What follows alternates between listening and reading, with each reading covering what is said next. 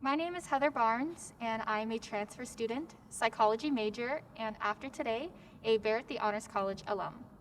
I am both humbled and honored to be given the opportunity to address my peers on this special day with Dean Jacobs and Vice Dean Foote. 2020. That word does not simply describe a year, a point in time, but a feeling, an experience, history. The world as a whole has been through so much in the past 12 months. It has been a time of desperation, public outcry, and great loss. And I'm sure everyone here today has been affected by the events that have taken place in 2020 in some way. But that's not what I want to talk about. I want to talk about what happens tomorrow and the years to come. Today marks a monumental day for many of those watching. It is a fantastic day, a day of great celebration, recognition of amazing accomplishments, and the highly anticipated end of a long and, for most, extremely difficult chapter of our lives. And many of us are left asking the question, what's next?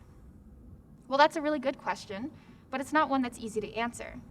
Actually, I'm here to tell you that's because there is no answer, at least not a definitive one. Having a set of goals to achieve and taking the steps to making those happen is a wonderful thing. But if this year has taught us anything, it's that everything can change with no warning. No preparation, no time to alter course before collision, only a hastily made escape and the hopes to recover from the aftermath. The silver lining of this rather dreary-sounding fate is that often after a catastrophic event in history, there is the fuel for society to create a type of renaissance. Likewise, in a difficult time in your life, the challenges that you face present the opportunity for a personal rebirth. Before I get too far into this spiel, let me just say that I am incredibly proud of every single one of you graduating today. I may not personally know the stories of all the graduates here, but I know that it takes a special type of person, a very dedicated and strong-willed person, to make it this far in such challenging circumstances.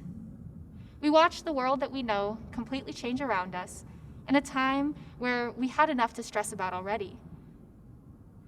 And that's how I know that every one of you has the power to fuel a renaissance. And I'm not saying you bear this crazy weight on your shoulders to solely be the change of the next generation, but I do want you to hold yourself to the idea that it is not only possible, but imperative to create your own rebirth. I'm compelled to tell you that the part that you play in this grand scheme of the thing that we call life is so important and special. There's a word that I'm sure some of you already know, coined by John Koenig, called sonder.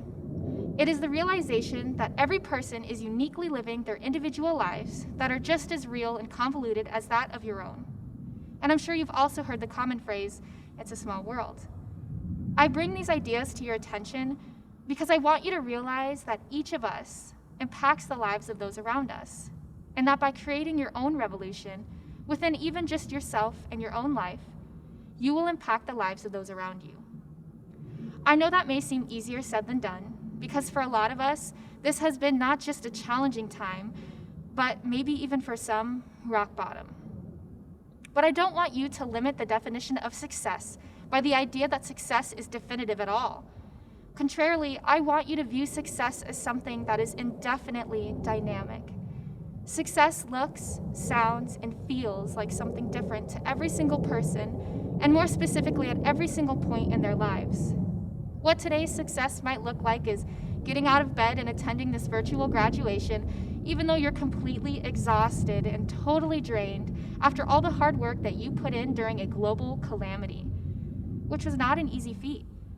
2 years from now, that might be graduating from a graduate program or moving out on your own for the first time. The point I'm trying to make is not to sell yourself short.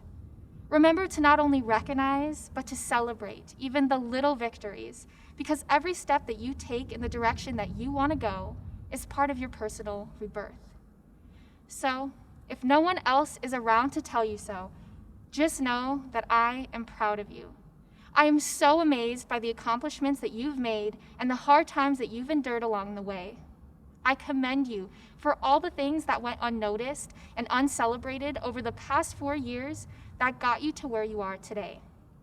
I am so happy that you are who you are and that your existence coincides with that of mine, so that I am able to experience a world that your unique life has impacted.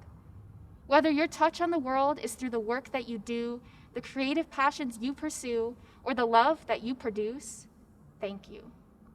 Congratulations to the Barrett graduating class of Fall 2020, and whatever it is that you end up doing in life, I hope that you do so with an open mind, a kind heart, and forks up.